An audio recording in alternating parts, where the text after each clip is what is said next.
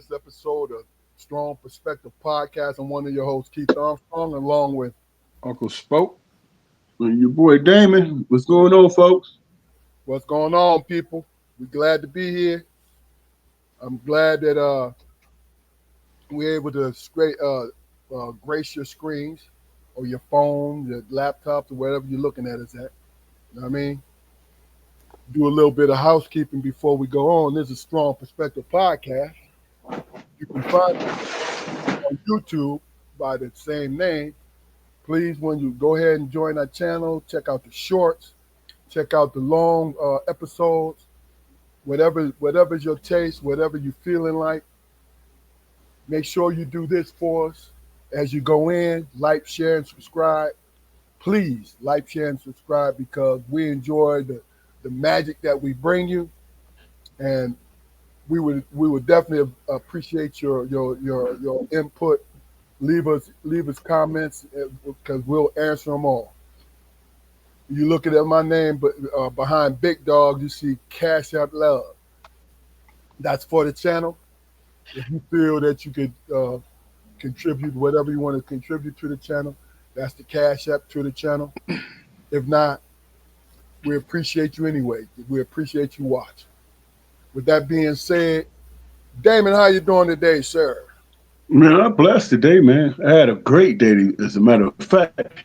It's kind of hot here, humid, but I look past all that, bro. I'm like, you know what? Bring it on. As long as I got a gallon of water, man, I'm good. Staying hydrated, bro. I got my gallon of water. Go ahead, brother. You stopped me that time, bro. No, that just I ain't know whether to join in or what. Boy, lucky I can't sing because some of these episodes will be some singing episodes. You hear me? Lord have mercy. Jaquar, how you doing today, brother? How was your day? Day was good, man. You know, I'm hanging on with both hands, man, and I ain't got no good reason to let go. Oh yeah. Those are always good days, man. Always good days. You know why you're holding on. You know what I'm saying? But listen, man. About your day, brother. How it go? All right. Good, man. I think I'm learning to practice what I preach. You know what I'm saying? I tell my young one, we got some very good news, and waiting till next week for some even better news, with some good news regarding him.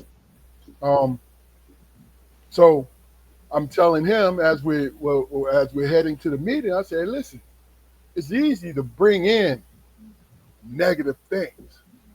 That's an easy thing because that's what we do. We could go straight to that corner store for that easy shit, right? I said, I said, son, just try this. My son Carson, I said, try this for a change. Whether it works for you or not, just try it. Take one of the negative things that you have an angst over, replace it with something positive. Visualize you replacing it with something positive. It's a simple task. And I said to him what it does because I practice it. Because me, with my mean attitude, not negative, but mean attitude, and a lot of my anxieties, because I'm a very anxious person because I overly think about stuff, I started to practice that. That's a hell of a combination, bro. Mean and anxiety. Well, you know what? You know where the meanness comes from is the anxiety.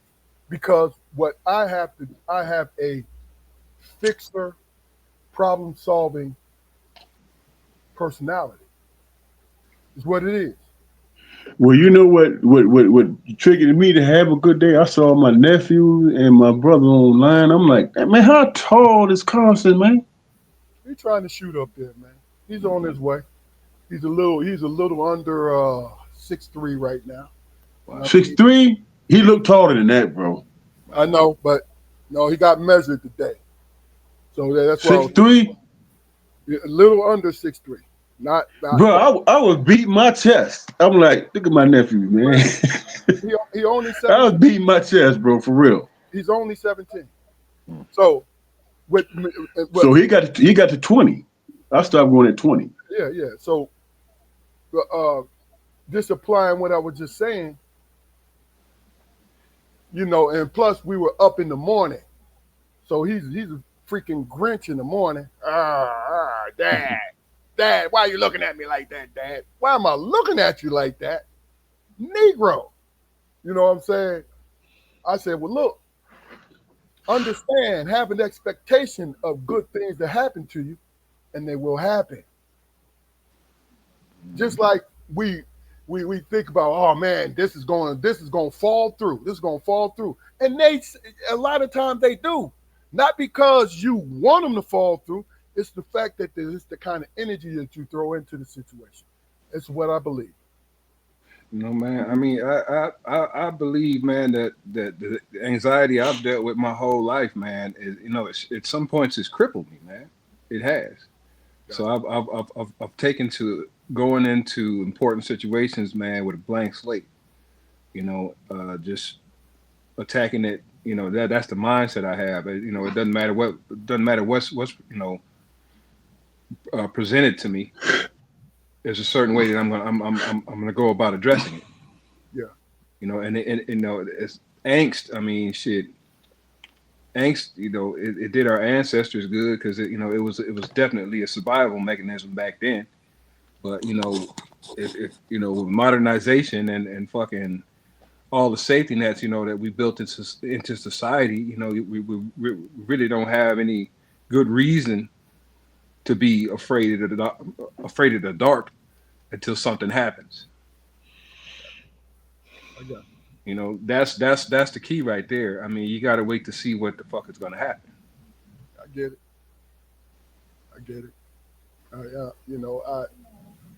I just more or less understand.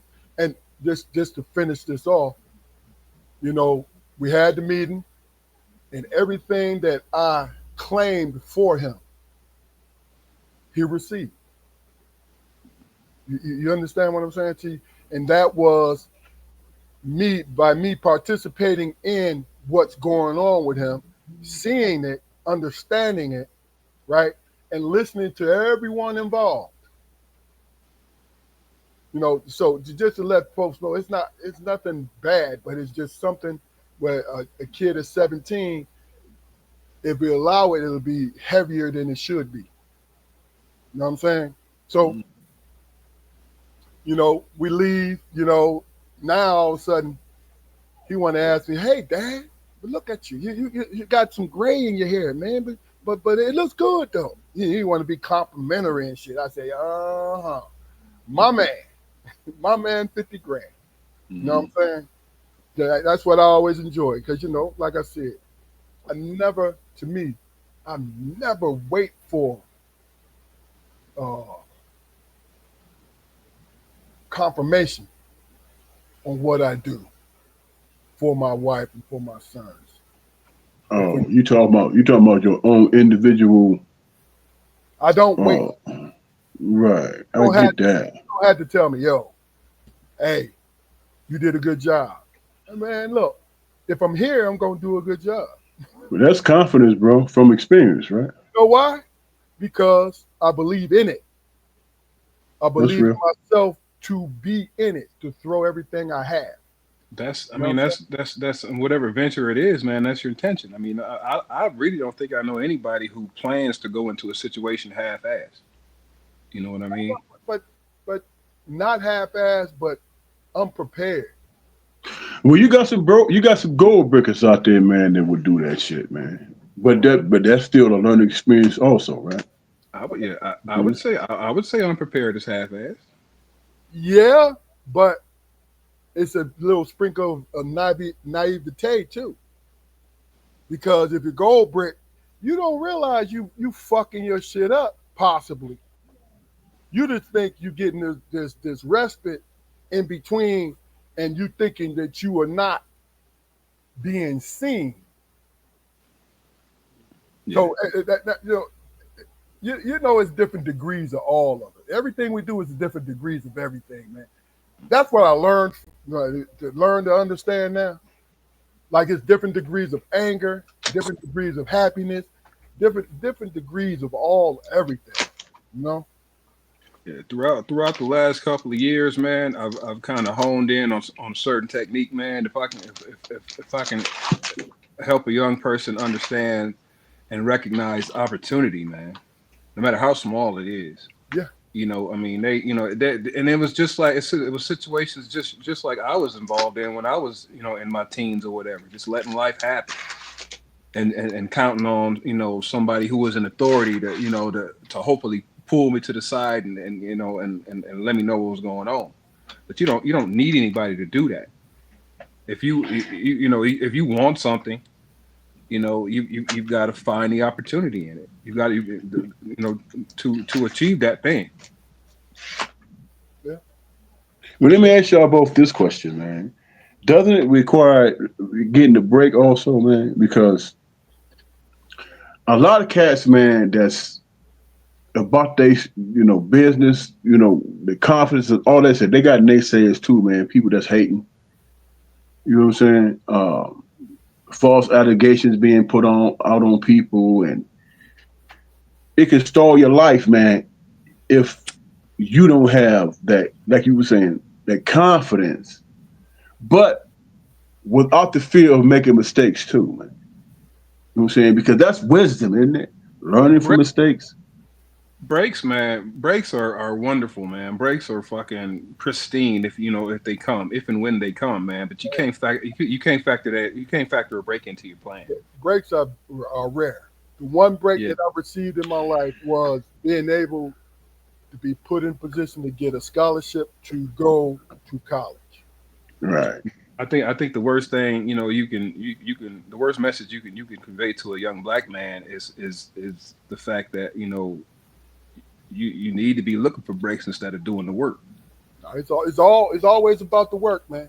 Do the work, and the break. That's what brings the breaks right there. Because I've seen not to cut you off, but I've go ahead, seen bro. I'm listening.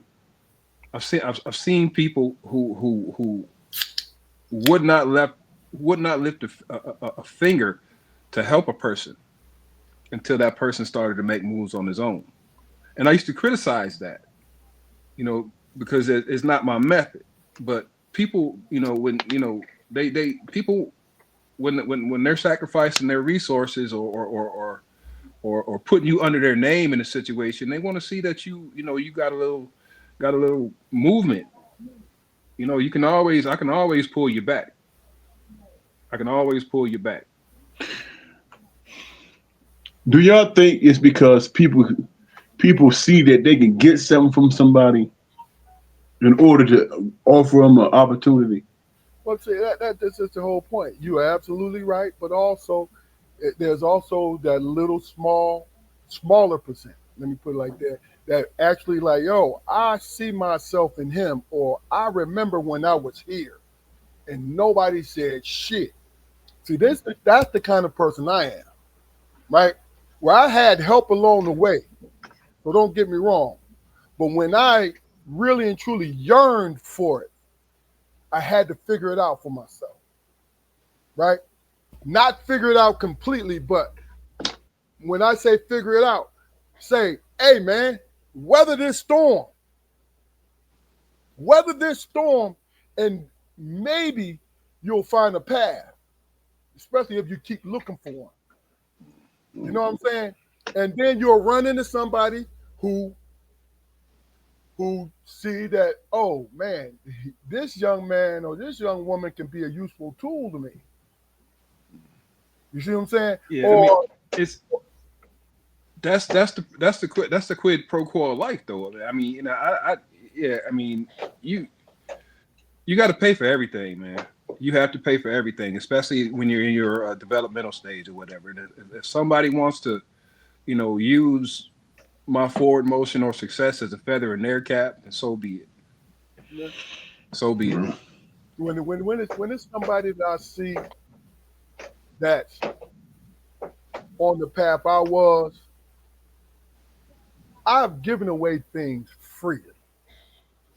I've not hesitated giving away things freely, even if I didn't like that person, which is rare. But even if I didn't like that person, I've given great, especially if I understand and know what's going on.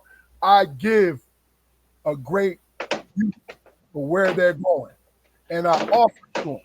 And what I see, the way I see it is, I see it as this: everybody can plant a seed, right? But they can't necessarily sow the seed that they plant. Yeah. But somebody else will come along and just say a couple of lines, and it, all of a sudden the seed that you planted will sprout and grow. Yeah. I mean, that's it. Look, people, look, I don't have a problem when somebody say, "Hey, man, Keith, you too nice." Oh man, why would you do that? Why would I do it? Because it was me to give. It was mine to give. It was mine to give, man. See that's what bothers me is when people are in who living your time. You know what I'm saying? They doing your time for you. Hey man, that was me. Motherfucker, it wasn't you. Yeah. Even if it's somebody I love, that's my attitude. Don't question what I'm doing, because I wouldn't do that for you. I wouldn't do that to you, even if I disagree. If I feel the energy coming from you, like you felt like that was what you were supposed to do,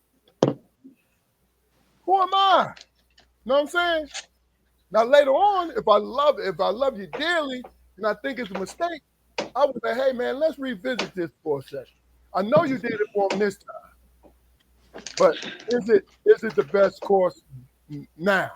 But the easiest thing to do is be like, damn, dude, you spend a lot of time having an opinion about my goddamn life. Like, what the hell? Really? What sparked you to pay that much attention to me? And a lot of times, You know? man, when I respond, if I respond, because I don't feel the need to explain myself to No. to people who come in with that kind of shit. But a lot of times, I will ask that person, well, this particular resource, do you have it?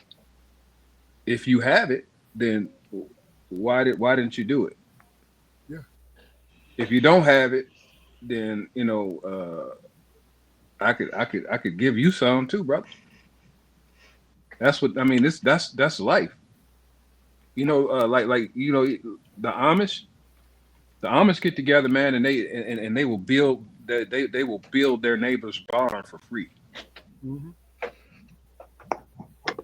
You know, for no payment. They'll get out there and get it done because they want everybody to be shit, they want everybody to be copacetic. If you help a man build his barn, then come the winter, he won't have to ask you for space in yours.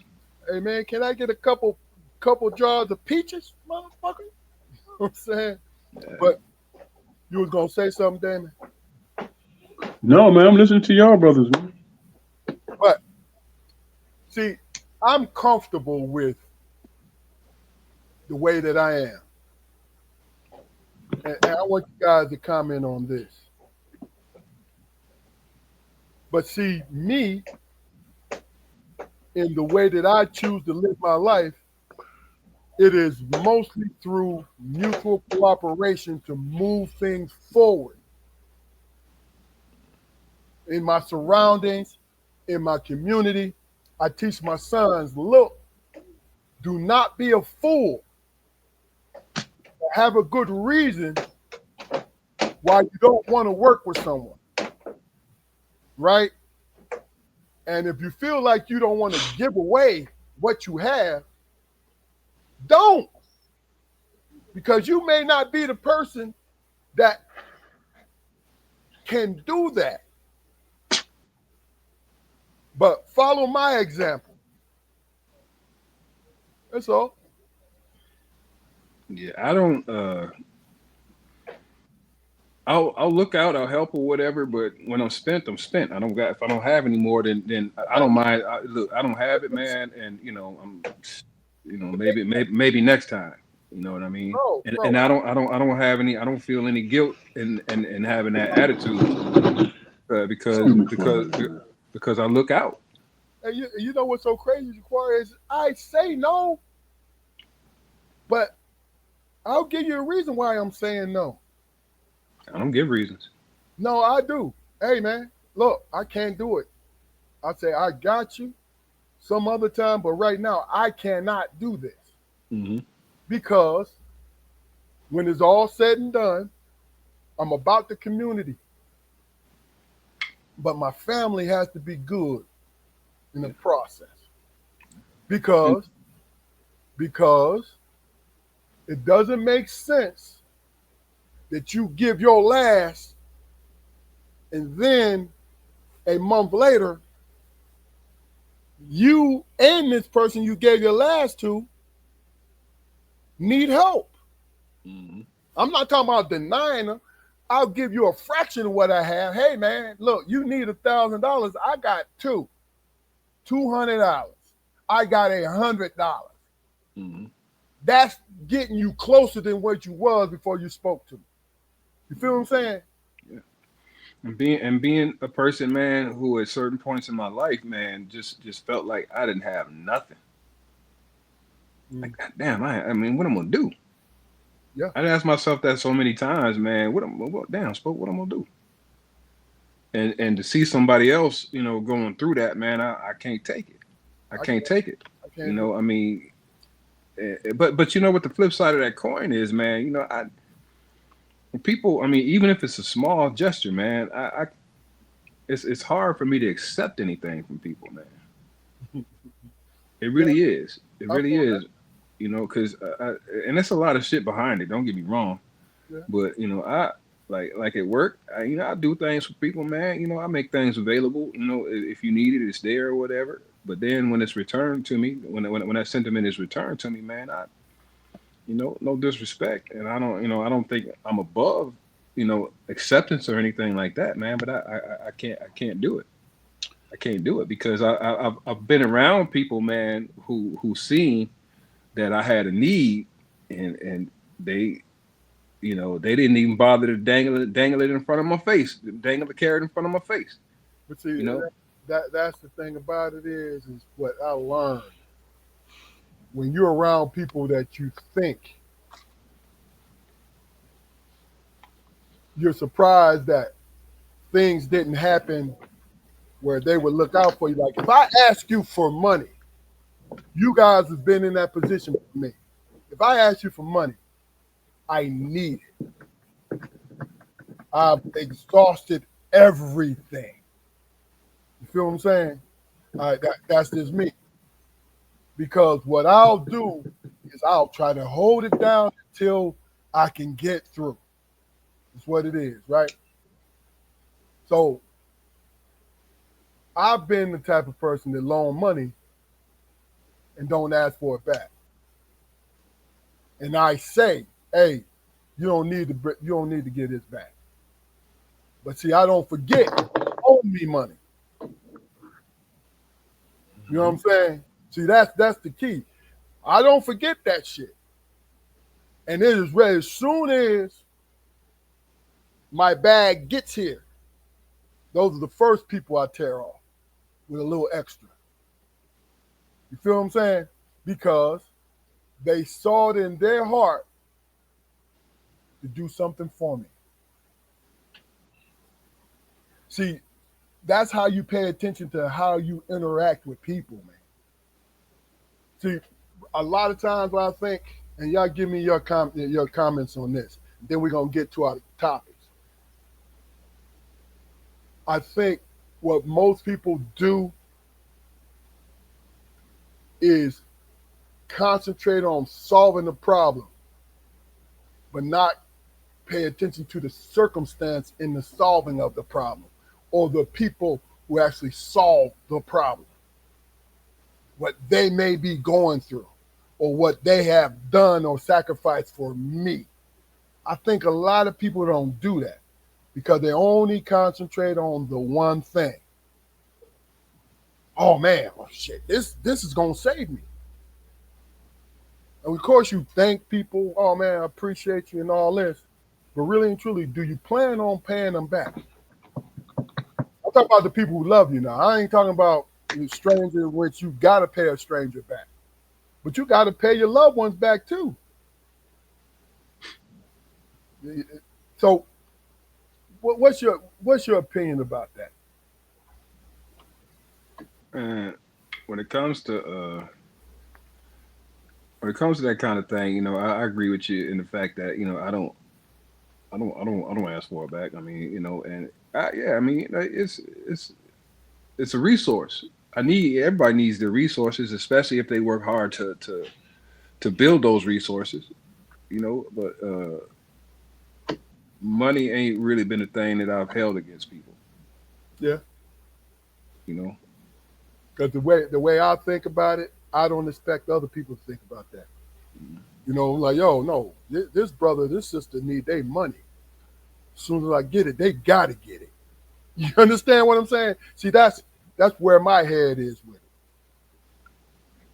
And man, hey, look, when I was younger, man, like in my 20s or whatever, before I moved to Carolina, it was, it was rough financially, man. And my friends, my circle, my boys, they looked out.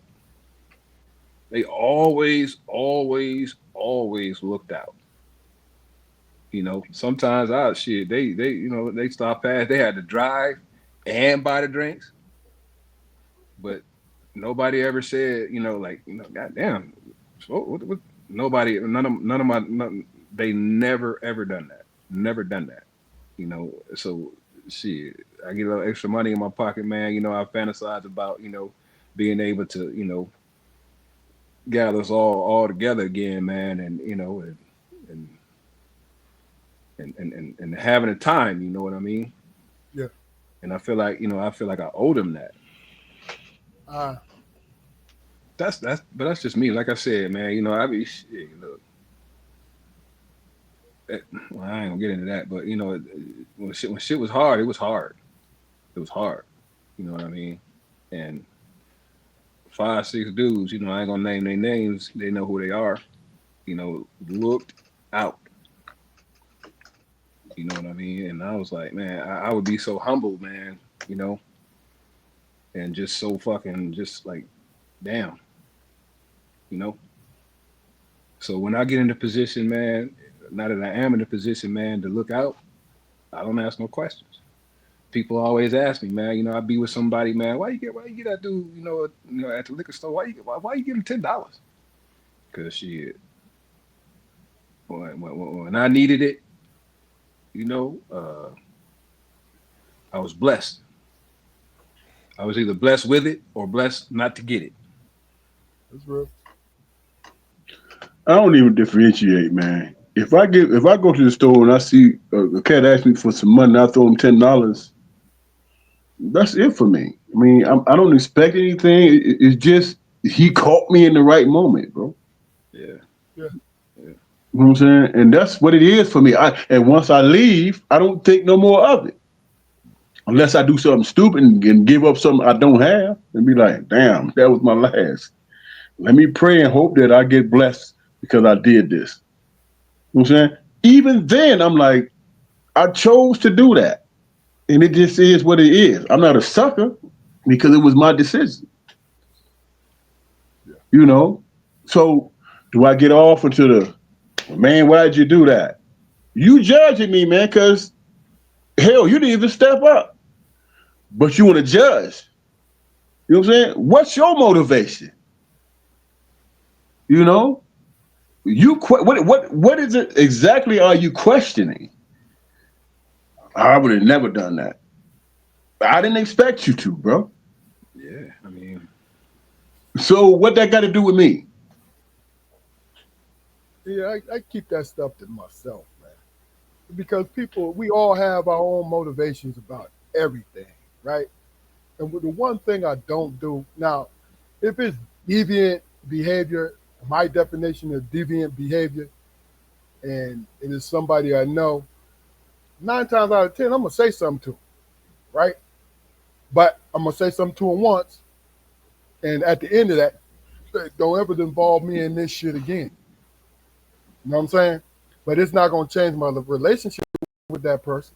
It may change how I look at them, but until you give me a reason to change the relationship with me, with me, then I'm going to do it. You know what I'm saying? I don't want people to really and truly assume who I am, because I won't do that to you. I'm going to ask you, hey, yo, you good with this? Because this is what I'm getting ready to do. I'm going to give you a choice. That's universal. I'm going to give you a choice. And honestly, man, look, you know, if I give somebody something and they, you know, somebody like, well, they ain't gonna do nothing but drink it, you know, drink it up or get high.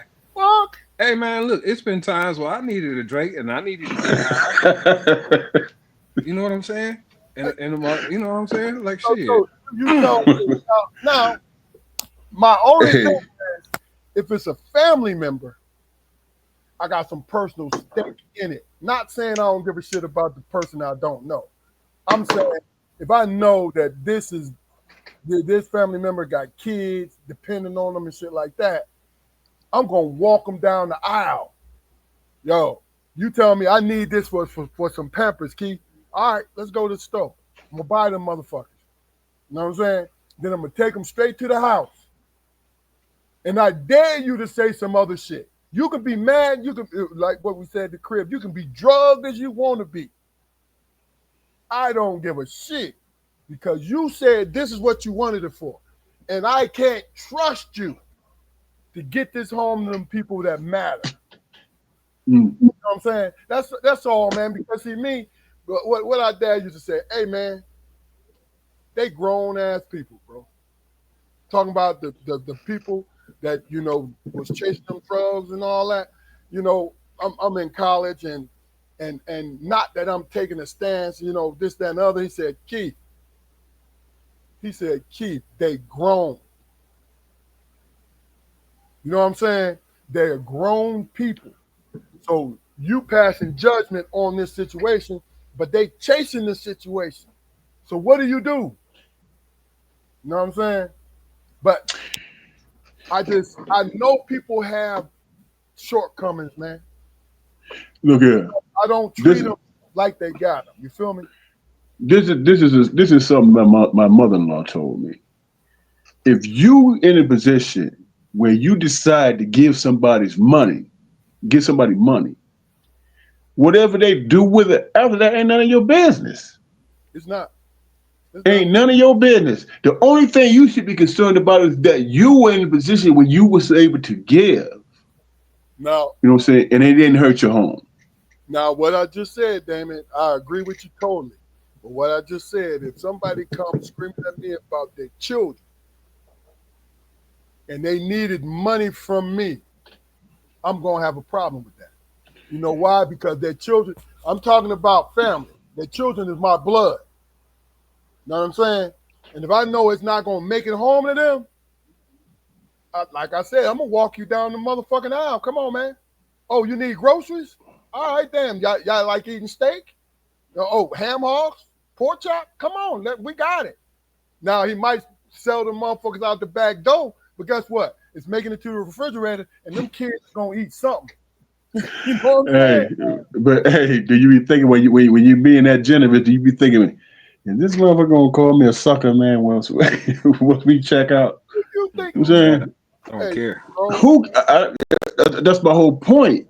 If you choose to go down those aisles, then you doing it out of graciousness. You know what I'm saying? That's it. And it's like, hey, man, whatever you do with it, man, that's on you. But when they come complaining, they ain't gonna complain to me. They're gonna complain to you. And that's the thing, man. And then the woman gonna say, next time you feel that gracious, you give me the money. But no, see, that's the thing about it is, you know, I love my family, and if I'm around my family the whole time, I know their tendencies. So I'm gonna walk it, especially male or female, the counterpart ain't on that kind of time, I'm walking that money to their hands. You know what I'm saying? Now, this is not solving the problem, man.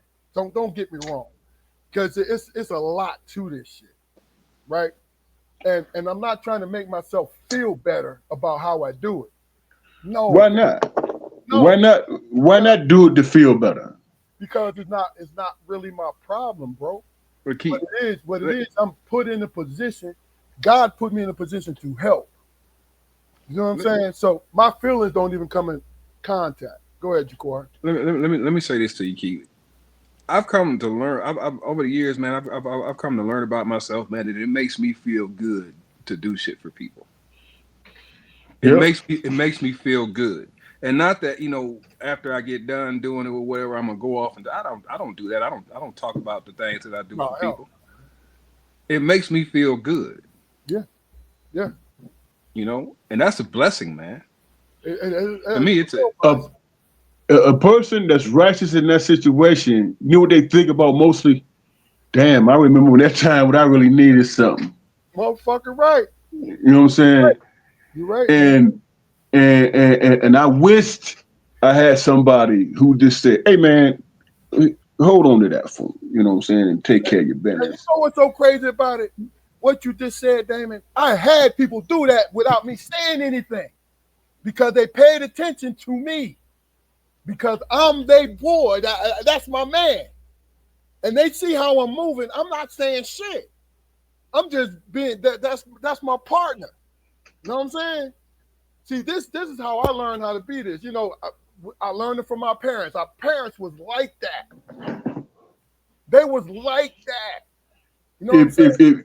If you are humble, man, if you are humble, do you know how hard it is to ask a motherfucker for something? Oh yeah. You know what I'm saying? You know how difficult that is, and you put yourself in a whole big thing where are they gonna judge me? They'll come back? I mean, what's that motivation? You think about all those different situations, man, or different scenarios, but sometimes people just do shit out of the goodness of their heart, man. That's real.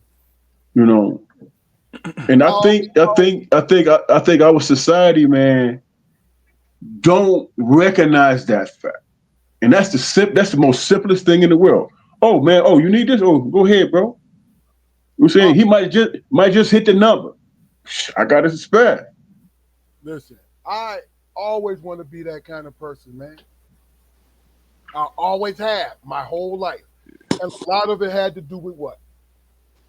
Us, the five of us, licking lard and straining dishwater. I have supped on pride many a night. Yes, sir. Yes, sir. Learning how to make homemade syrup. Getting taught how to make that. You feel what I'm saying? And I'm sitting up here getting misty-eyed about it because it served two fucking purposes. Sustenance. And if I was ever in that position, I knew exactly what I needed to do. Well, hell, we grew up in a house, man. We grew up in a situation in a house where if it was enough, everybody ate. Yep. You know what I'm saying? I mean, that's literally how we grew up. If it's enough for everybody to get a bowl, everybody ate. And it was a consistent thing. You know what I'm saying? And I think that comes from a person's experience. I know how it is or how it felt to not have anything. Yeah. You know what I'm saying? And in a lot of ways, that's personal. And it might be, to a certain degree, selfish. But that's a good thing. You know what I'm saying? Yeah. It's a good thing. What if the world was like that, man? Yeah. I think it's funny because this is what we spoke about earlier in the last 40 minutes. Has a lot to do with the topics that I just told and audience chat. I want you guys to know. Just recognize our cousin Jeff Williams, man. What up, big cuz? Love you, boy. Love you. I told both of you guys, I was like, look, I got 3 topics that I'm just gonna throw at you. Because usually, what I do is I'll send it to you guys throughout the week, so you prepare for it. These are the kind of topics where you don't need to prepare for because you're gonna speak on your heart. Because that's what we're doing. This is what this podcast is about. Like I said, go to Strong Perspective Podcast on YouTube. Like, share, and subscribe. Build our numbers up. We can be a vehicle for people to communicate with one another. Um, First topic is this: who gets to speak for the black community? Is it 1, intellectual leaders, 2, grassroots movements, or 3, celebrity voices? And when you give your opinion, guys, embellish on all, not embellish, but just follow up on all 3. Expound. I can embellish now if you want me to. Look, you see what I said? I said not embellish. I know who I'm talking, but expound on and not deeply. Just if you don't agree that it's the intellectual leaders, why? If you do, why? Grassroots. If you don't, why? If you do, why? And also celebrity voices. All right. I'm not gonna hold you to no dissertation, guys. You just talk about it. We'll start with you, Jaquari. Well, I mean,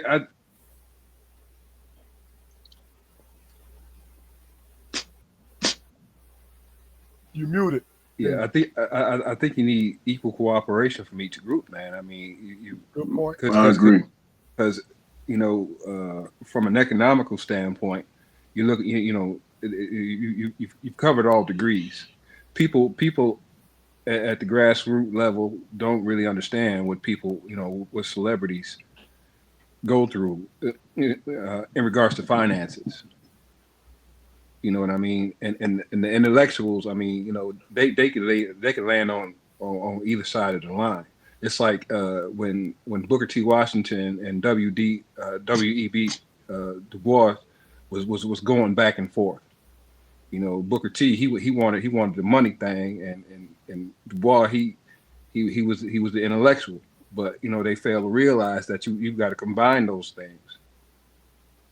You got to combine those things into some kind of workable cooperative, man. So all bases are covered. And you don't have to like where these people are coming from. You don't really need to agree. You don't really need to agree, but there's got to be a body, of all those 3 different things to set up a unified front. And that's it. Okay. Name the 3 again for me. All right, hold on. I'm gonna come to you. Okay, now, Jaquari, just real quick. Unified front. Is there one? And if not, or is it possible to have one? It's possible to have one because other communities do it. I mean, that we if you look at let's say the African American conscious community. Okay, I don't know, I mean, because there's rabbit holes all over that thing that you can go down, man, and they're excellent speakers, man. They're knowledgeable about what they're talking about. They can always put a book in your hand about that particular subject or whatever they're talking about. If it's valid, that remains to be seen. I don't know, but they all pretty much have the same goal. But the infighting is so bad that nothing's ever going to get done there. And I'm not being critical, but you take I don't want to name names or anything, but you got the Hotep dudes, you got,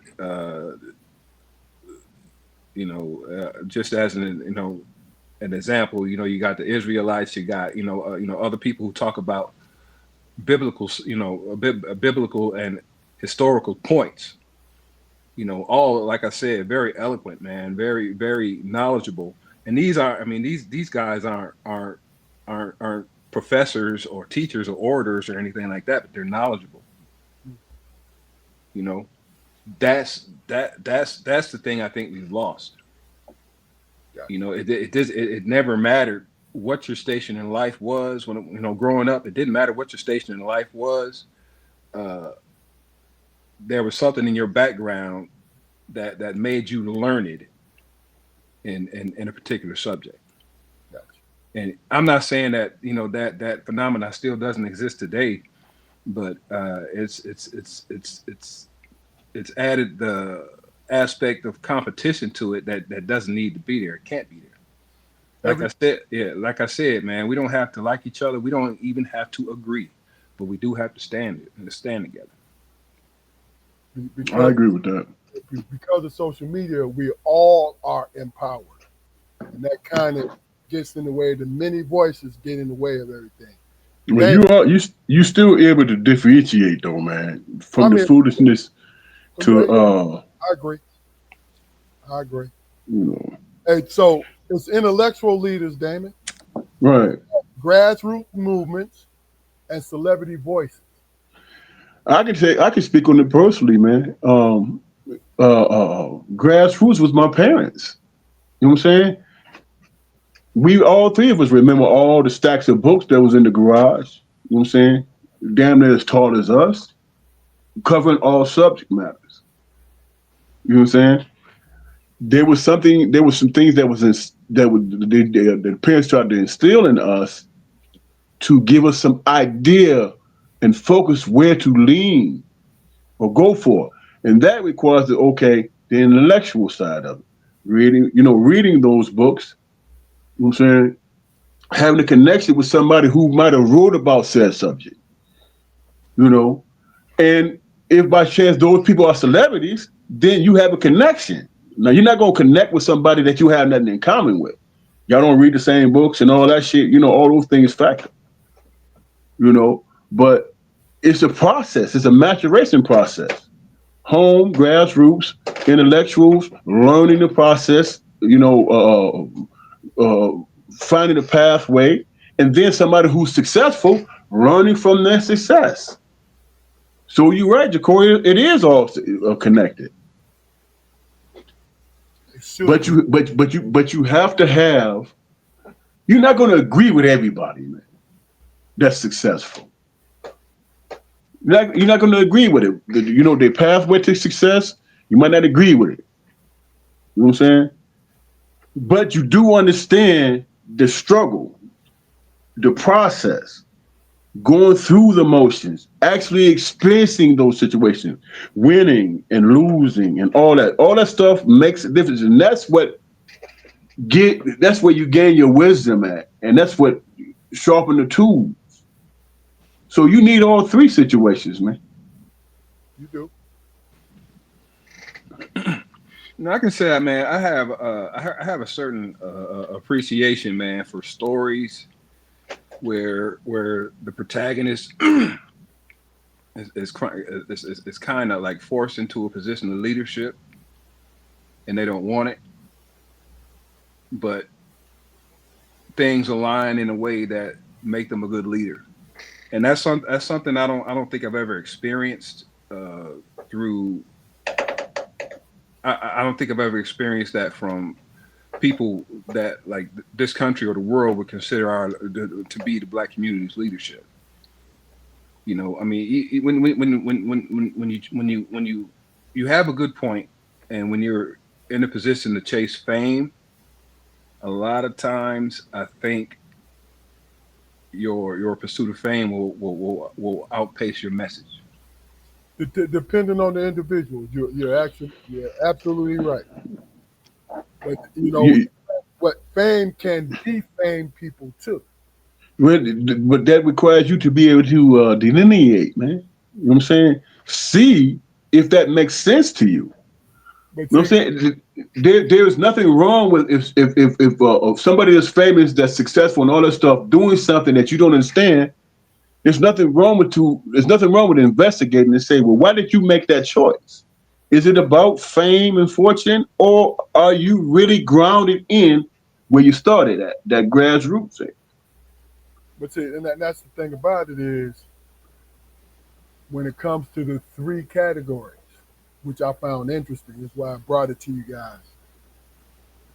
The three categories, you have to make the decision which category is going to lead the way, which person coming out of each category is going to lead the way. You know what I'm saying? Celebrities, what they're good for is to bring a light onto something, but they're not able to really expound on it. I'll say the majority of them. I'm just gonna go out on a limb. The majority of them. I was going to ask you, what percentage are you talking about? Look, the majority of them are not able to expound on it. You don't think anybody's truly sincere? No, but they don't need to be sincere, man. They don't need to be sincere. What they need is a good script. See, okay, that's the thing. That's the light to it. Yeah, now, that's to me. I'm being honest with you. Grassroots is the perfect leadership, but they're not always intellectually sound. Grassroots is done out of necessity more than the actual information. I'm gonna agree with you, man, but I'm gonna say that grassroots aren't grassroots situations aren't fiscally viable because it's done out of necessity. Yeah, but grassroots, there's a low amount of ego involved in it, man, because everybody feels like they're on the same goal trajectory. Grassroots represents survival, of course. And see, and that's the key to it when it comes to grass. Now, this is all opinion based, and it's not absolutely right when I say this, but when I see grassroots where it has a strong push, right, but they have limitations because the grassroots starts from the area that they come from. You see what I'm saying? Like, it was easy in the civil rights era for grassroots situations.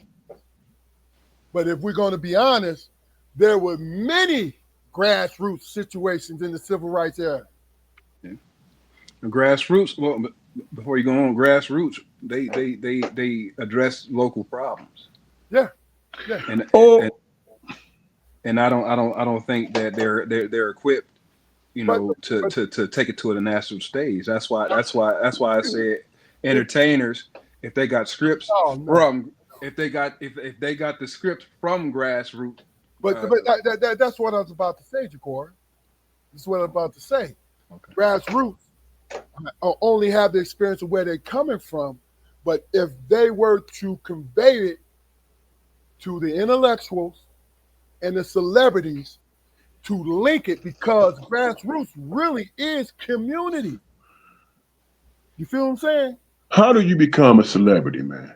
You become a celebrity based on the populace, the people that enjoy your content, that enjoy how you entertain them.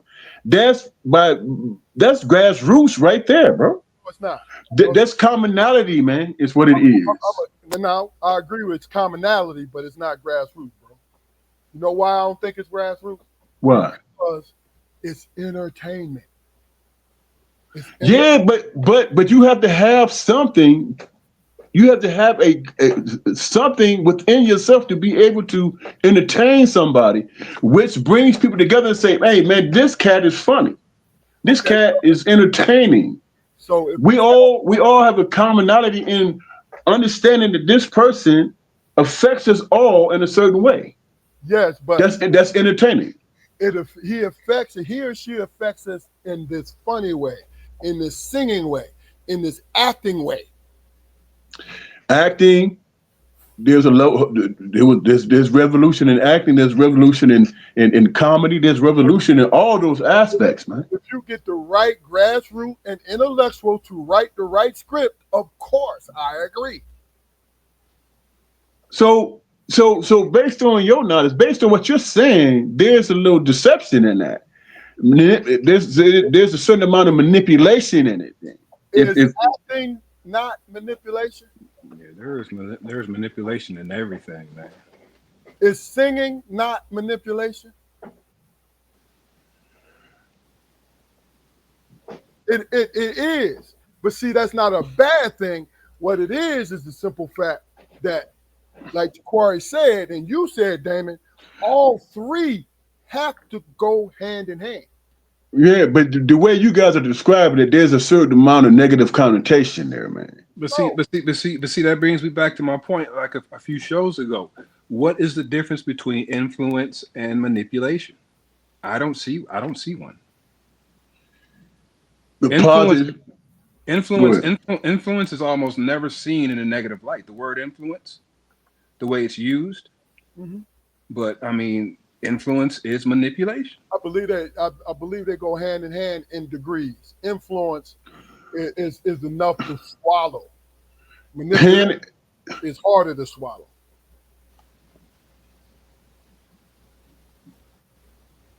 You know what I mean? Isn't it all based on a negative connotation, man? Isn't it all based on that? Manipulation is, I'm gonna trick you into doing something so I can gain something from it. You know what I'm saying? Whereas influence said, hey man, you know what? We can do this together and influence other people to be on the same track. That's a positive thing. So manipulating is, hey man. They're the same, bro, but influence is lesser though. Yeah, influence influence encourages, the manipulation kind of guides, doesn't it? Because if you have a body with a particular goal, you can't influence it to success. Yeah, but you can shape it and move it in a direction that you want it to go. But manipulating people, man, what winds up happening is somebody loses. But if you inspiring people, everybody gains from that because it affects them in a way where they feel like whatever they're bringing to the table matters. So it's, you know what I'm saying? Not because they're being used in the process. Oh, hey, what they call it? Gatekeeping and all that stuff. First of all, you know. Okay, so let me ask you a question. Is inspiring and influence the same thing? Yeah, I could look at it to be this, you know, as you said before, I could see similar aspects. I mean, because it's different degrees, though. I think it has a lot to do with the intent more than anything. What is it that you want to be more meaningful, to be influenced or misled into something? Which one that you want to be? Which situation that you want to be inspired by moving forward in your own personal life?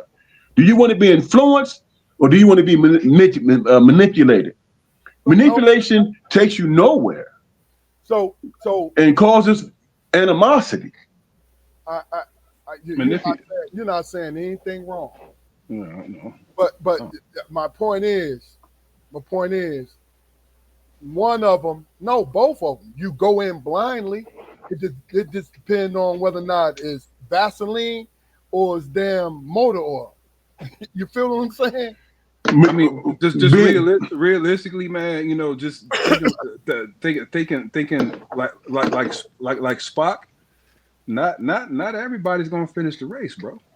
I mean, but we know not everybody's gonna finish the race. But being manipulated is a in real time situation where that you don't know anything about, and you listen to somebody trying to tell you about the situation. Whereas being inspired, you have a journey that you might be attracted to this person's lifestyle and what they're doing, and say, you know what, I like the way they're doing stuff, and they're giving me positive affirmation. So And that depends on your education there. yeah, Basically. but that's all you get. Influence stands still, man. Manipulation moves. Right. I mean, go ahead. But what's the inception of influence though? I Having mean, a drive to move forward in a positive place, where you're trying to gain information on how to find somebody who has commonality with you. okay, so can we say, because I want to move on, and I'm not dismissing it, but we kind of reiterating and we're kind of saying the same thing. I just think it's in different degrees of it. Manipulation has a lot to do with how you see the world, how you see that person that's giving you that information, whether or not you're angry, whether or not you're happy, whether or not you have a intention yourself that'll put you in a position to be manipulated. So you a snake trying to manipulate and get ahead the best way you can. Oh, that's life. Man, look, manipulation has physical aspects to it. You manipulate your legs when you walk. It's got movement. The word itself has got movement to it. Moving you in the positive. Yeah, but influence does not. No, but if you look at the dictionary, you have to explain that to me, bro, because I'm not following that. Here's the difference between manipulation and influence. Influence, like I said earlier, you are more educated. You are more educated about what this person is talking about, or right. you have more of a determination. Manipulation is you don't give a shit what you know. This guy has the charisma. And you like the way he smiled and say, "Oh, you know what? I think he's right." So you follow him down this path. He's manipulating you because he could be lying to you. Manipulation to me is run up on a guy running a shell game. You know what I'm saying? And his main job is to take my money and convince me to play the game and try to outsmart him, outwit him, or whatever. Influence me in that manner. Whereas exactly what I being influenced is, hey man, I read a book about this particular author, and I have an opportunity to meet him and try to understand what brought him to those conclusions, man. That I read about him that inspired me to make me want to be on the same level as this guy. Whereas manipulation is kind of the same thing, but let me see how I can beat this person out of whatever, because I'm outsmarting them, and it's all game. It's nothing being pushed back to uplift anybody. All right. It's selfish. Let me you say what you're going to say, and then we're going to move on to the next thing. Okay, manipulation. I just forgot the damn statement. We can move on, man. My bad. Damn. no, it's for you. Bullshit. No. I mean, when you consider manipulation, man, just to clarify, I'm not saying I don't mean manipulation on a one-to-one basis. I mean, manipulation of certain things in regards to the group for the betterment of the group.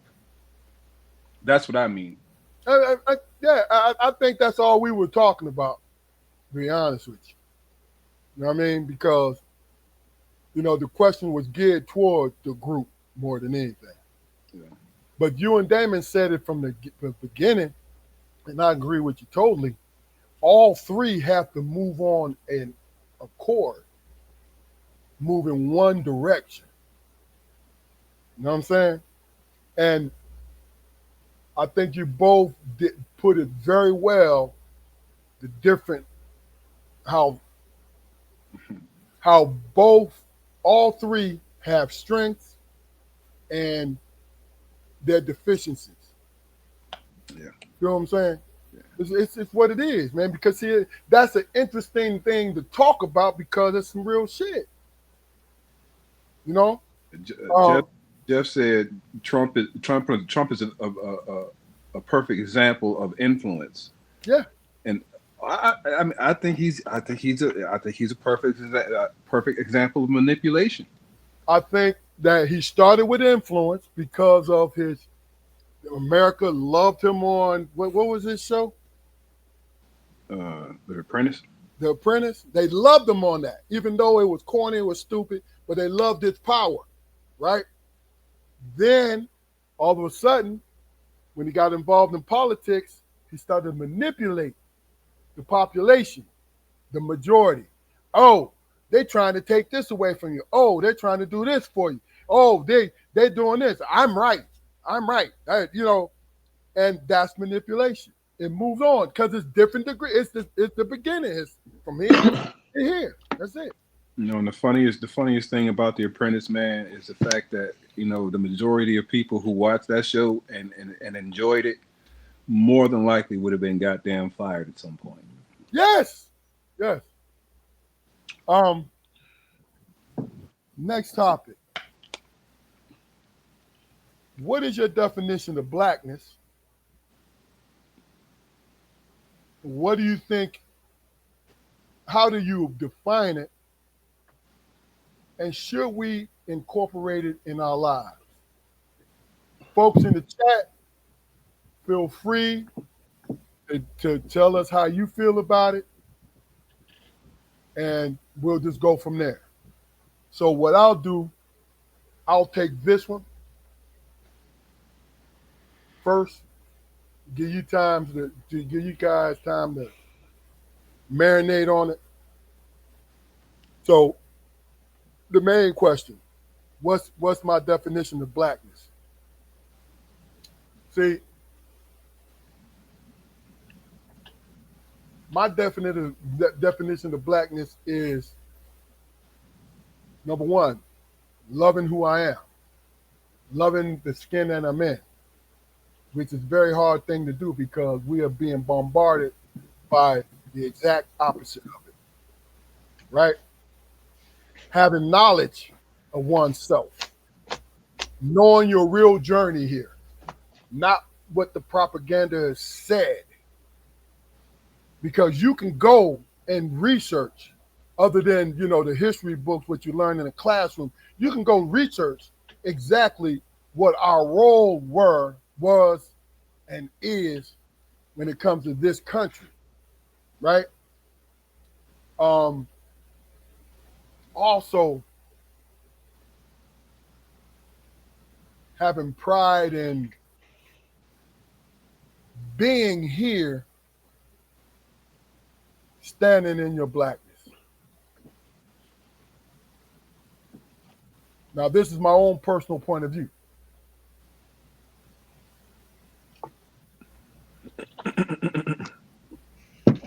I pretty much, the description is how I define it. Know what I mean? Because what I've learned how to do is to live in my truth, meaning understanding what has been I've been bombarded with from a child, and really looking at, hey, wait a minute, I got so many things to contradict that. I am not the one out of 1,000 or the one out of 1,000,000. No, I'm one of many who's able to grasp this thing and what's going on in my life and understanding who I am as a person. I'm not completely and fully educated on the history of everything because the history is diluted. The history is diluted when it comes to this country, right? And we know that it's been diluted because they'll tell you. And also diluted as far as world history. If you feel as though that your heritage is coming from the continent of Africa, right? So, should we incorporate it in our lives? Yes. Yes. Because not because I see other communities do it, but those communities show as an example because they, no matter how they feel about each other, they have something to grab onto. And we don't grab onto the mountain of things that really and truly give us merit. And you know what's so funny about it is, I don't What? believe in chasing. I don't believe in chasing. Oh, I belong here. Fuck you. Fuck you. So what do you mean by merit, man? What do you mean by Merit, bro. Where you sit up here and you search for reason of being when really and truly you don't need to search for it because you are the being. You matter. Makes no difference Okay. whether or not you grew up in poverty. Makes no difference whether or not you didn't grow up in poverty. Makes no difference. You don't alienate yourself from the community because you don't match. Because the rest of the world look at you, whatever your economic circumstances, the rest of the world look at you like you match. And you need to understand that. That's me. Jaquari? When I think about what blackness is to me, man, I mean, blackness is all encompassing. It's you know, it's all that's ever mattered because it's the only real thing that I've ever been. You know, I had to learn how to be a man. I had to learn how to be, you know, an upstanding citizen or whatever. I didn't have to learn how to be black. You know, and for me to try to put a definite categorization on it, you know, I don't feel I feel like that's doing that particular question a disservice. You know what I mean? I couldn't put together the words to convey the pride and the uh, and the excitement that I have about being a black man. You know what I mean? I understand. You know, shit. The world, shit. I was born with the world with a foot on my neck. We all was. You know what I mean?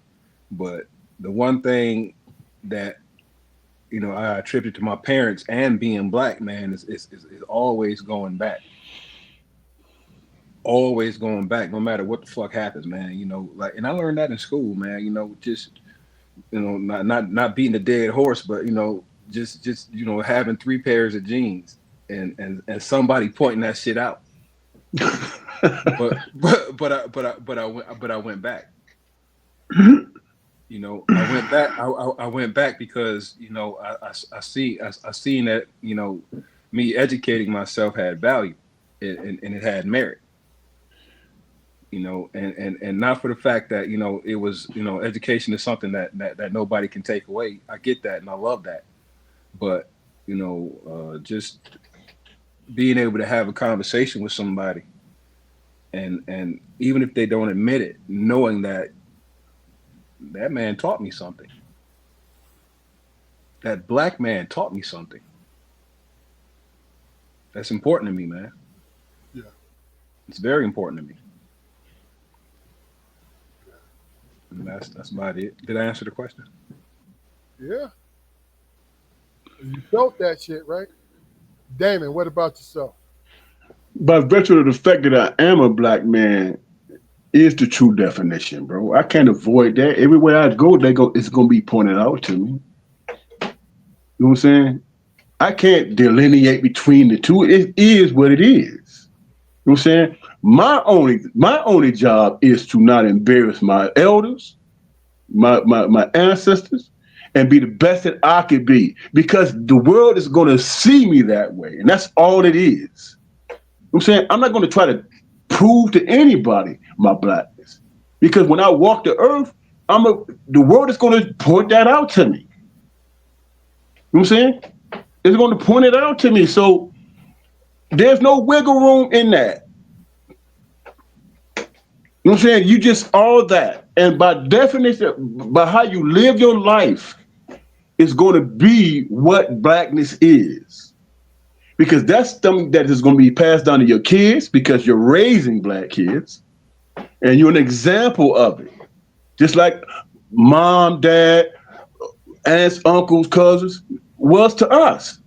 You know what I'm saying? Being the best of that, with also coupled with the fact that being your best self is going to determine what blackness is, because you can't avoid it.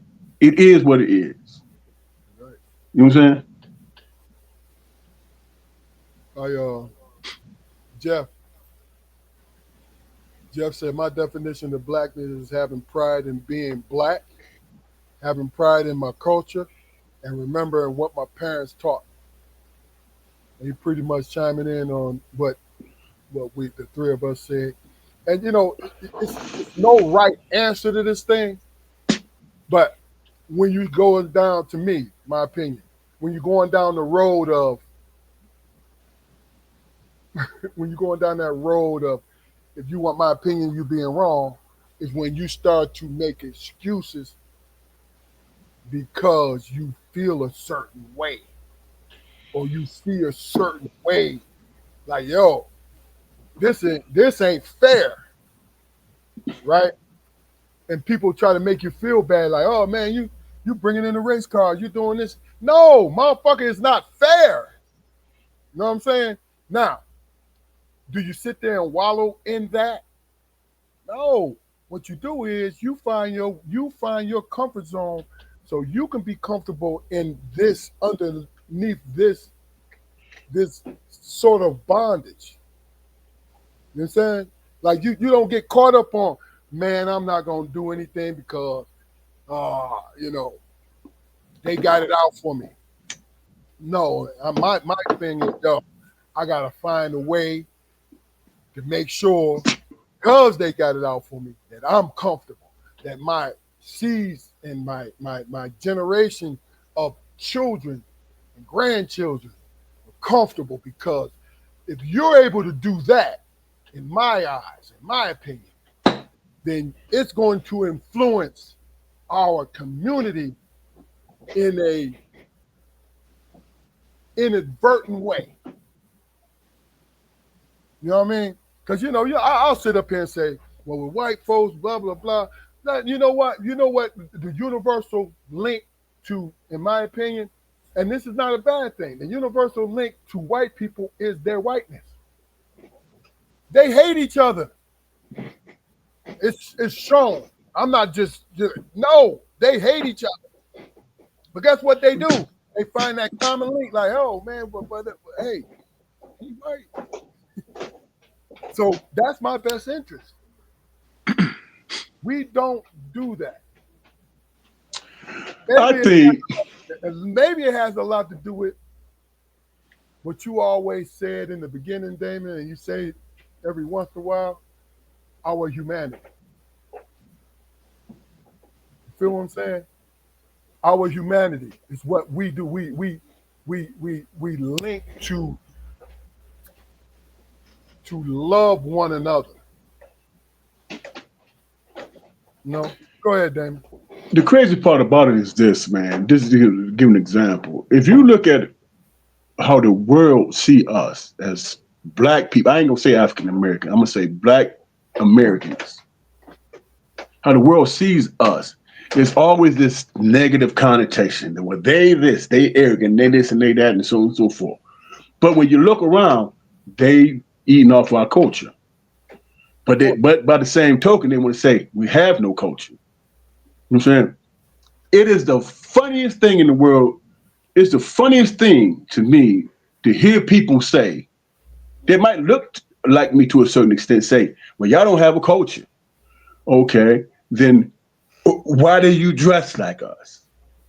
Why do you speak like us? Why do you use the lingo like we do? Why is that? Is that not having a culture? Is that an influence in the world? It's absolutely an influence. Number one. And number two, here is the thing that cannot be denied. We have no choice but to be who we are. And it just so happened that y'all admire it to a certain extent that you might bite off of it, copy it, and all that stuff. And then the same breath say, well, y'all don't have no culture. You know what I'm saying? That alone, that mindset alone makes me realize that we are those people, that person, those people. And we just happen to be black. You know what I'm saying? Well, what about your lineage and where you come from? Well, we've been here 400 years, bro, so we come from here. You know what I'm saying? 400 years. We come from here. That's older than most of y'all countries. As you copper our shit. So why is it important for you to point out what you think our flaws might be, but you depend on us? You copy us. And dare say in the back of your mind, how did they overcome it? Whenever, I'm saying? So go ahead, bro. No, whenever I'm presented with the culture question, man, you know, it's a cop out, man. It's a cop out. Nobody lives their culture anymore. Not even people in not even the people in whatever old country you come from. You're not living that ancient culture anymore. Ours are you're so copied, don't you, Corey? Huh? To Damon's point, ours is more copied. Yeah, I get that. I'm just you know presenting my counter to that. Across the spectrum. Yeah. No matter what color. But nobody lives their culture anymore. The world is too modernized for that. So nobody has a culture. You know, people can pinpoint where they come from.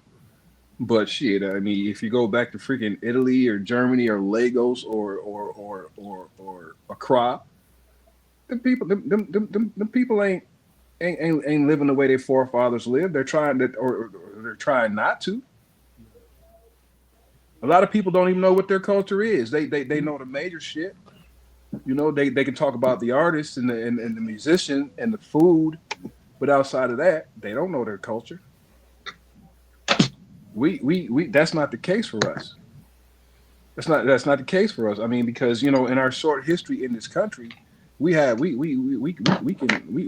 recent roots for everything.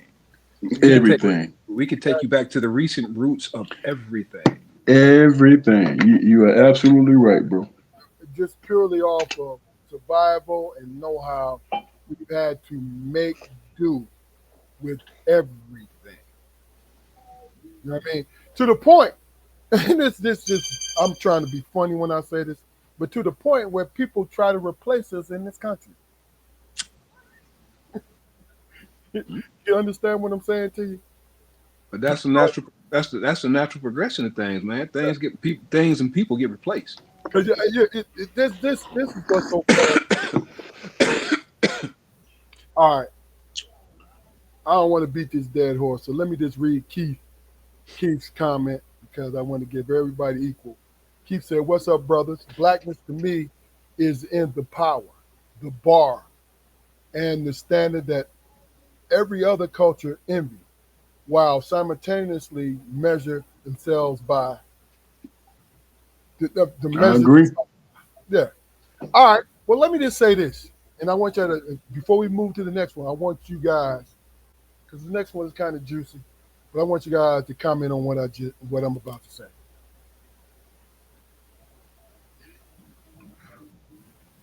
Is it's asking too much to only rely on people still in our culture.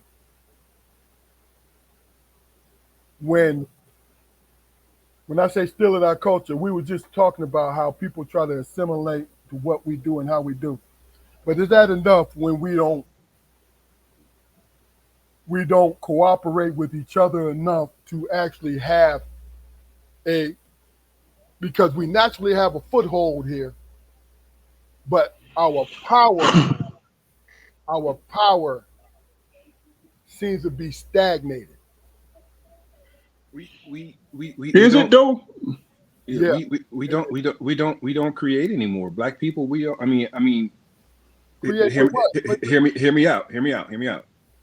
Okay, there's books, volumes of black inventors in this country. And it's still black men and women who are responsible for making a thing. Yeah. And other people copying that thing. But circumstances, being what they were and what they are, we don't really have an opportunity to be innovative anymore. Oh, that's why people are like when hip hop became really, really popular from samples and stuff like that. Yeah. That was around the time where I believe black people stopped being creative. Bro, I have to agree totally with that. Do you not? Listen, I got a 17-year-old, and then we're going to go to you, Damon. I have a 17-year-old in the house, right? He's not really into streamers, right? But I've been doing it because I'm looking for something that I can fit in or that help him out. We have innovated the social media, the internet. We're still creating. We're still creating everything. What I mean is not the fact that we're, some things we weren't the first there, but what we do is we modernize. We make it cool. We make it where people. So are we creating or are we collaborating? Creation and collaboration is the same thing, bro. But the collaboration has always been there, and it still is. I mean, it's over 50,000 black patents in this country. Yes. Yeah, come on now. It's every day. See, this is what I'm saying. Stop, Jaquari. That's where I really wanted. Patents and invention in the black culture has not stopped. Here's the thing. I don't know the research. I don't know the numbers or anything like that. I just made a general. I might be inflating the numbers. But it's a great number of it. That's worldwide, bro. Worldwide. I'm sure it is. And eventually, all these new innovations and new inventions or whatever will catch on, because that's just been the story of our existence. I get that, and I'm not taking anything away. And I don't mean anything negative with my statement, but I mean. I got you. No, I'm just saying. Let me finish this point. We're not dead in the water, but go ahead. No, we're not dead in the water, but I mean, not for at me, all. For me, creation represents control from the onset. Okay, now. Yeah, I get it. If we get into a situation, take social media, for example, as popular as black people are on this app or whatever, we didn't create it. No. And that hadn't always been the case. But we did create. No, there were inventors that made it easy to get there from the internet and the Ethernet. Oh, yeah. It's black inventors that actually really did that thing on that. So, yeah, but they didn't have the wherewithal or the resources to harness this thing we call social media. They did. They got rich. They did. Yeah, but you're talking about it was cool. But you're talking about recent phenomenons, but I'm talking about in its totality, man. When you really think about it, You know what I'm saying? The only thing that we lack is monetizing shit. Shit being stolen from us. Other people getting credit for it. You know what I'm saying? And if you speak about, if you think about it in recent times, you might have a creator that creates something, and then overseas they get more credit for it Because you got to blame it because on. they can You got to know. because they can copy the culture to the point where it's not embarrassing, But see, that's the point though. and they monetize it to the point where we don't get that. But see, You know what I'm saying? knowledge has always been there. But what we do it in the beginning. I'm talking about these creators. They did it off a hobby until they found out it was about money. And how they found out it was about money, where somebody and it's a commercial. But there's an entity there. But there's an entity there saying, "Hey, you know what? You look just like that black group that invented this stuff. You look just like them. You dance just closely like them. Let's make some money off of it." But see, that's my point. I'm with you. But see, they didn't have their business down, which is not fucking fair. But they didn't have their business down, putting things in place so they could make the money. But people are getting smarter with it. Okay, let me ask you guys a question. Okay, all right. Just as an example, all right, Motown. Who all right, the people who wrote, popular Motown music or whatever, Smokey Robinson, whoever, who it was a team of Caucasian writers who wrote some of that music in Motown. Some of it. And they were highly successful, with the songs that they wrote.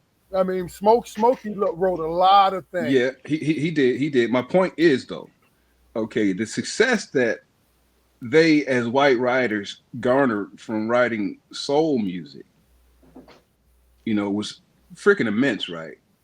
But they didn't grow up believing that they were going to be soul music writers, right? They seen something that was a good idea, and they seen a certain talent within themselves, to do that thing.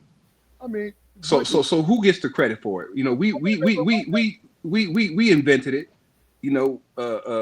Black artists invented that genre of soul music or whatever. But these white writers were successful at it. So who gets the credit for it? But Jaquari, the person who makes the money from it. That's who gets the credit. The white writers just wrote a song. The singers are the ones who threw the soul in it. Black people made it soulful, right? Yeah, but who got paid from it? But because they're songwriters. Songwriters, see, that's the one thing the music industry. But my point is, it was from its inception, it was a black thing. Black people were not making the money from that thing. But yeah, of course, I get that.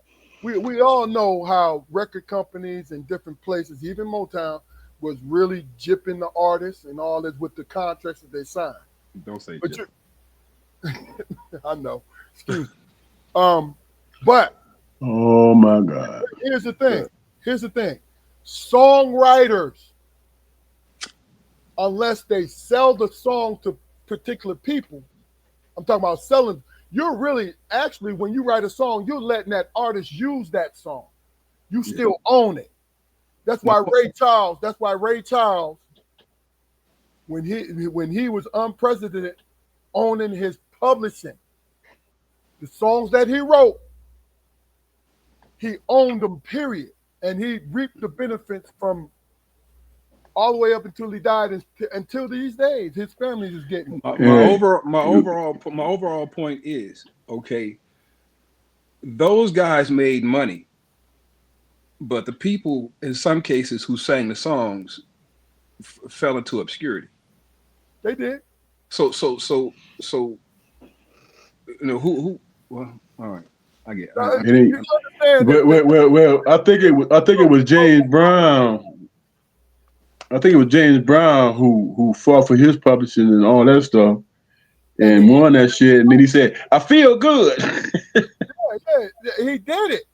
And you know who he got it from? He got it from Ray. I'm assuming he got it from Ray Charles, because Ray Charles was one of the first artists to do that. But there's nuances to your argument, bro. You know what I'm saying? Yes, black people are innovators or whatever, but they didn't understand contract and all that stuff, bro. If they didn't listen, if they didn't write the song, they only had so much. You understand what I'm saying to you? Now they could kill a song and make it their own, but they don't own it. Contractually, man, they didn't get what they call it, man, when you if they play your song on this one venue or whatever, you get some money for what do they call it? Say that again. Royals. Royalties, yeah. Royalties. I said royals. Royalties. But they only get the royalties if they give them a point or two, right? But who get the majority of the royalties is the record company and the songwriter. Those are only them the ones who get the most out of it. Okay. And the record company. No. Go ahead. Let me ask you guys this question. Okay, some of Luther Vandross's biggest hits were remakes from white singers. Yeah. How do you feel about that? Because it's to say huh? John Warwick is what it was.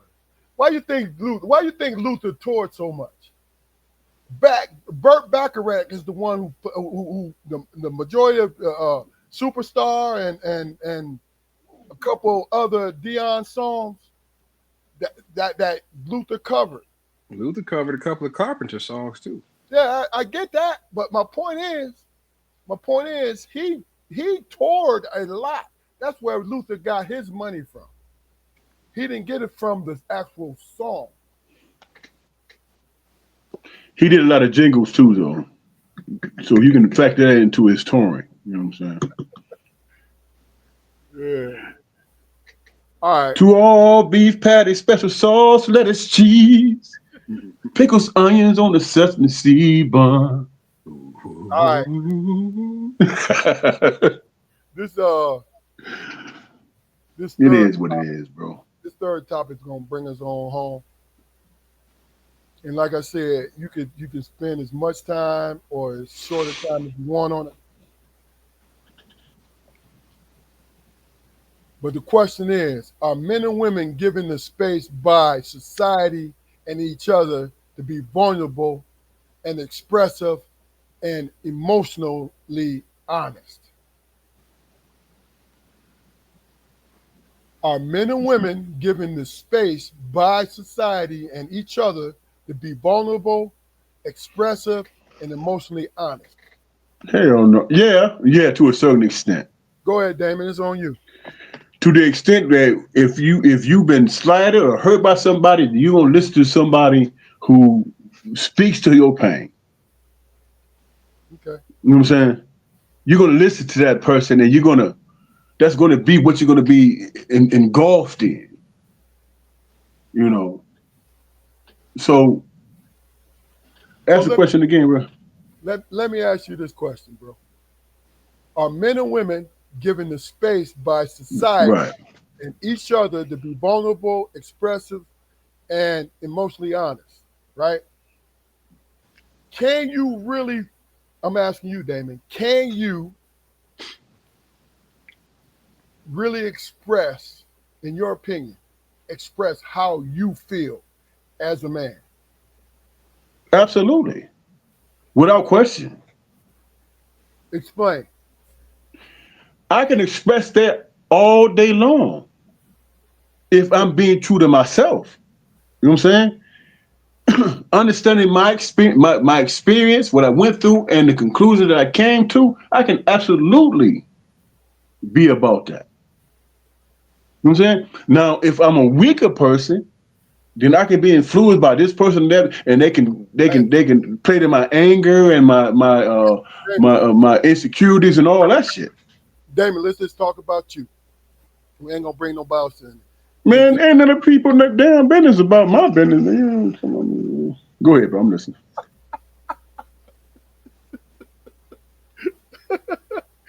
Jeff says we can't be brutally honest with our wives because they would be pissed. Yeah. Quiet. But that's what tact is for. I mean, you asked me. What was you finna ask me, bro? No, I don't mean to cut you off, Spoke, but he said with Fluke. I mean, he directed the question to him. That's the question. Huh? I just asked you the question. That's exactly what I just asked. Right. I mean, I want you to see. I know what I said to you was I want you from your personal point of view. We ain't gonna bring nobody else into it. Right. So your personal point of view, you could be vulnerable, you can express how you feel, and you can be emotionally honest. Okay. I can do all three of those things, man. But I can learn from those situations. Whatever decision that I come to, you know what I'm saying, I'm coming to it with an open mind that, well, am I legitimately right in this situation? Am I being selfish in this regard? I mean, it's questioning me, and I'm the only one that can come up with that answer. I can't be influenced by anybody else if I'm righteous within myself. Okay, so have you real quick, have you always been this way, or did you come to this point? I came to that point, man, when I was being made a fool of, following somebody else's advice who didn't really have my best interest in hand, or who didn't really care. Gotcha. You know what I'm saying? It had to be personal. Gotcha. Okay, Jaquari. I found, man, throughout my life that, whenever I try to approach a situation with a lie or deception, man, I stumble and fuck the whole thing up. So it's just in my nature, to approach things like my feelings or whatever, man. Honestly, sometimes, man, I listen to my favorite music and cry. Not because I'm depressed, not because I'm in a bad mood or in a fucked up space, because my favorite music, man, means a lot to me. Gotcha. And I can always connect the song to a person or a situation that makes me feel good. And sometimes that brings me to tears, and I'm not ashamed of that. I can do that. I can do that on Main Street. That's real. And if you want to talk about it, I can do that too. Gotcha. I think, like with me, I came to that point, but I came to that point quickly. I came to all three quickly because what I try to do is I problem solve. I don't want you to guess how I feel because 9 times out of 10, you're going to get it the fuck wrong. You understand what I'm saying to you? So I tell my wife, look, I feel this way. I feel I'm emotional this way. I'm this way, not knowing whether or not she even get it or not, because the way I was getting ready to sound chauvinistic, but I do believe women are raised in a more emotional, nurturing way. So emotions will have them see it a certain way. Like, hey, you my rock. It ain't no way you should be shaking right now. Get your shit together. 9 times out of 10, that's something that we need to hear. You talking from the woman's perspective. No, I'm just saying this is my view of what the women think. Okay. But me personally, I'm gonna tell you, I learned it, like I said, I learned it early, man. When I say early, I'm talking about 17, Like, I'm gonna tell you how I fucking feel. I'm gonna express my anger. I'm gonna express if I feel like you hurt me, because that's going along with the anger. And I'm gonna feel if I have some apprehension and it's somebody I can trust, I'm like, yo, look, this is how I feel about this thing, man. You know, so And that's the question I'm asking. What if it's coming from your significant other, your partner? I make a choice to listen to her. Bro, I have no choice because I married her. So I'm going to listen to her counsel as well as her. Okay. So you take it as counsel. Yeah, because see, the thing about it is not going to shake my leadership foundation, leading my family. But what if it bolsters your leadership foundation? Do she get credit for it? You think it's about credit, bro? Because see, here's my thing. I'm going. Well, for lack of a better statement, do she get recognized for the support? Is my point. Always, because see that's the thing, bro. Here's what the funny thing about it is. Through your conversations, you should be. Okay, I'm sorry. I was getting ready to generalize everybody else. In my relationship, I have many conversations with my wife on all aspects. So we could be on the same accord because I see her as my friend also. And I talk to my friends. Right. And speaking to your friend, there are times when you're going to be vulnerable, right? To a point. You know why? To a point. Because it's personal. Right. It's personal. So, no, I'm saying me, personally, me, Keith, some things I keep to myself. The things that I talk to you two about, my closest friends don't hear. You understand what I'm saying to you? Not because I don't think they can handle it. I don't think they good counsel. No, because that's my personal shit. And I don't have that same I have the same expectation out of them too. Like, you ain't got to tell me everything. Okay, so let me put you in this situation. What if you come to me, Chris, you trust me on that level, and my response is, here this motherfucker go again, bro.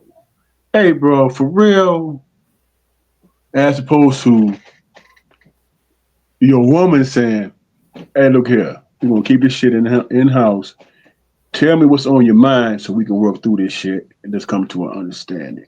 Which situation you going to trust more? Look, man. If I come to anybody, I'm playing devil's advocate. I understand. If I come to anybody with anything, my wife, y'all, my best friends, anybody with anything, if I come to you with it, then I'm fully prepared to accept what you have to say. Yeah. Hold on. Just because I don't particularly care for the delivery does not mean that what you say won't solve my problem. Okay. I came to both of y'all with something personal that made me feel vulnerable, but I trusted both of y'all when I came to it. I said, "Hey, man, I need your opinion on this." Well, but let me answer the question though, Damon. See, and my answer to the question is this, and really and truly, I don't differentiate because I've already made my decision. But when I talk to my friends and I talk to my wife, it reinforces my decision because really and truly, my counsel from my wife is the most important, right? Okay. That's coming in a close second is my brothers and my friends, but really and truly my brothers. But ultimately, it's me. You understand what I'm saying to you? Well, are you saying you have all the answers? I'm saying to you is I make all the decisions. You make all the decisions. I make all the decisions for me. You understand what I'm saying to you? With the influence of the people that I care about and that care about me. Right. That influence helps me to make my own decision. Which Okay. I expect that from my sons and I expect that from my wife also. You understand what I'm saying to you? No, I respect it. I just wanted you to clarify it, brother. Hell, I was clear. I mean, I was clear. But go ahead. I've been in situations, man, where Put a stamp on your joint. I've been in situations, man, where I've received excellent counsel, but I chose not to use it because you were satisfied, right? But that was my decision not to use it. Yeah, I mean. So how long do you stand on that making that wrong decision? Repeat that. So how long do you stand on making that wrong decision? I stand to the bitter. If I make that decision, then I stand on it. You know, but I'm never locked into to suffering. Okay, that's my point. My point is, especially from my own hand, I'll never do that. My point is, you can stand on something and then at the same time come to the conclusion that you might be wrong. Are you willing to explore that? Shit, yeah. Hell yeah. If you're smart enough to do it, hell yeah. That's a smart thing to do, isn't it? Because that's look, you're leading your family, but you're leading yourself too, bro. See, most people fucking forget that you may be a leader to your family, but you're a leader to you. That means something. That means something because what it does is it reinforces when you learn from it, when you make the right decision, you make the wrong decision, learn from it, and you do all these different things, right? It reinforces how you will go forward in life.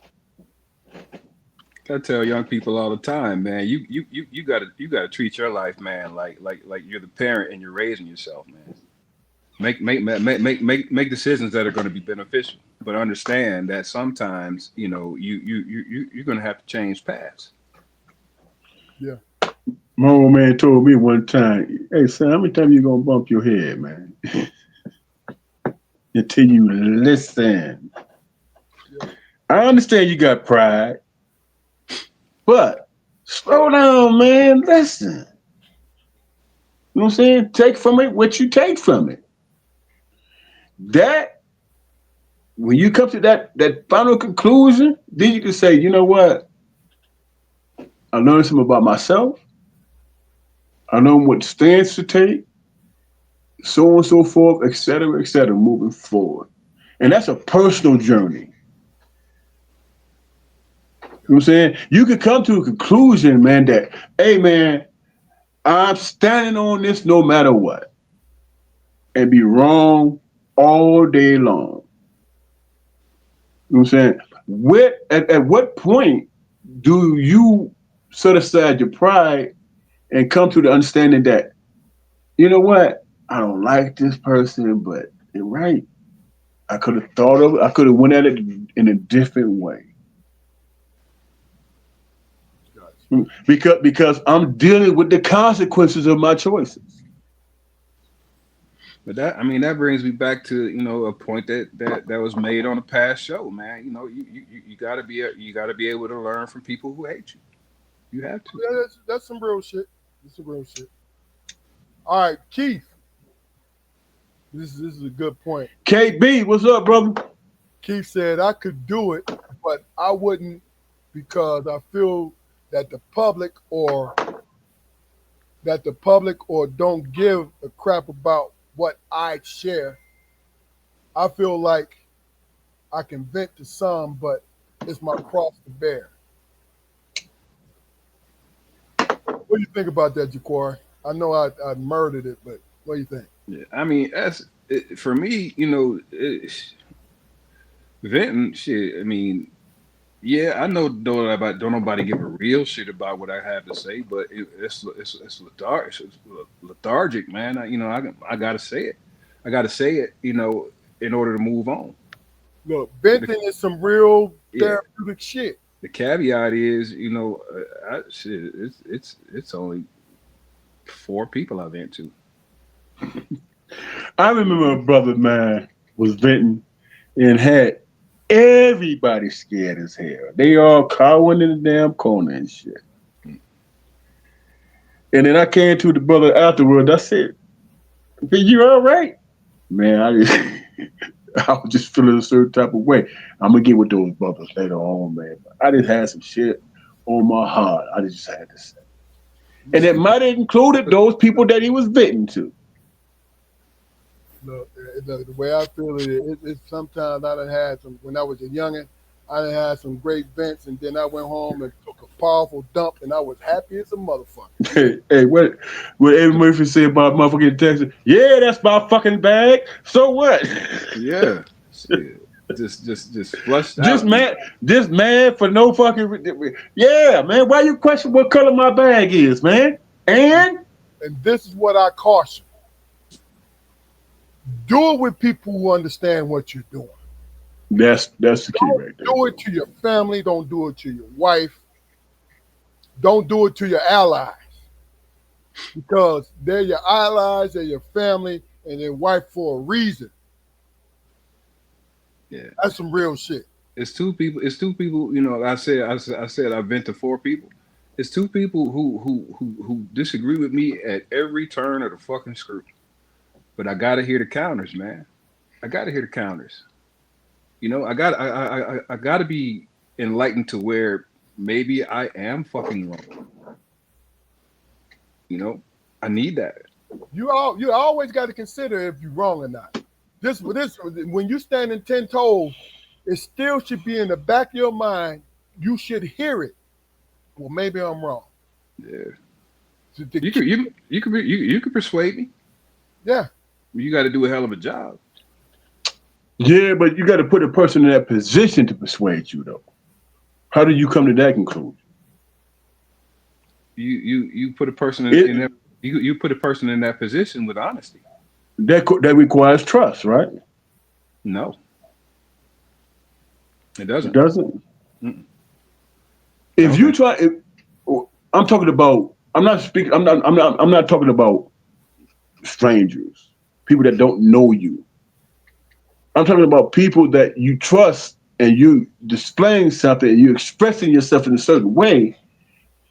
Do I you just stand on what you're saying, or do you say, you know what, maybe I need to make an adjustment here and there, if just to if necessary, understand?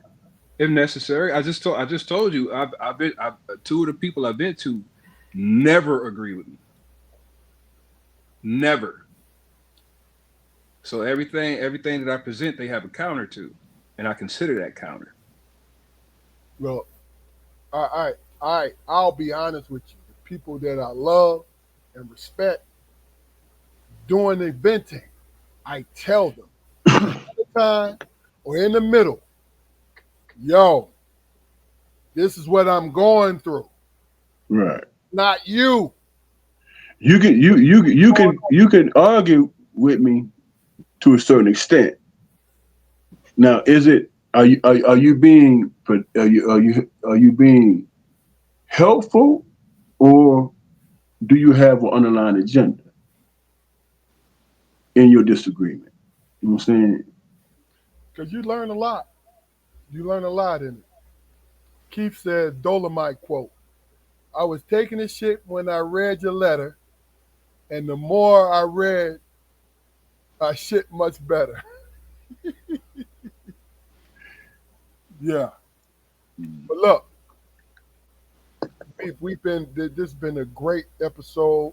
Jeff, Cuz, love, Because thank you, man. Thank you for your comments. Appreciate you joining in. Keith Barnes, uh, my boy always KB. friend of the show. And we got a couple other people, man. Let yourself be known before we sign off. I want to give you credit for watching. We appreciate everything. So my man KB always busy, but he find time, don't yeah, he does. Yeah, he does. Uh, he? Appreciate you, um, Good. okay. Last words of the day, Damon. We'll start with you, then you, Jaquar. Last word of the day. Why you start with me, man? Start with Jakora, so I can piggyback off him. I ain't giving up nothing. There you go. Jaquar, you got the last word. Uh, if it's too high, get it down. If it's too far, go get it. If it's too heavy, pick it up. Fellas, I thoroughly enjoyed the conversation and I look forward to the next. Thank you. That's it. All right, Piggy. What's up? I resent that, but I will respond. No. Um, there's a lot of things we as black men. There's a lot of things that's happening in the world, man, that makes us feel a certain type of way. But especially cats our age, we know how to survive this bullshit. Man. We have to teach the youngins how to make adjustments, man. You know, and it's like I've never in my life, man, except at this point in my life, look at the world and say, "Are you serious, man? Are you really serious? Is that what you're gonna lay your life on, or make an argument about? What if you live till you 80 years old and you standing on that bullshit? You know what I'm saying? You have to think about that. I think we as black people have to think about what if we live till we 80 years old, man? You know what I'm saying? The things that we're struggling with in the meantime is stuff that we can overcome, learn from, and teach our kids how to avoid the situation. That's literally how it is. Isn't that wisdom? That's wisdom. You know what I'm saying? I don't mean to be all excitable and shit, but I thought about that today.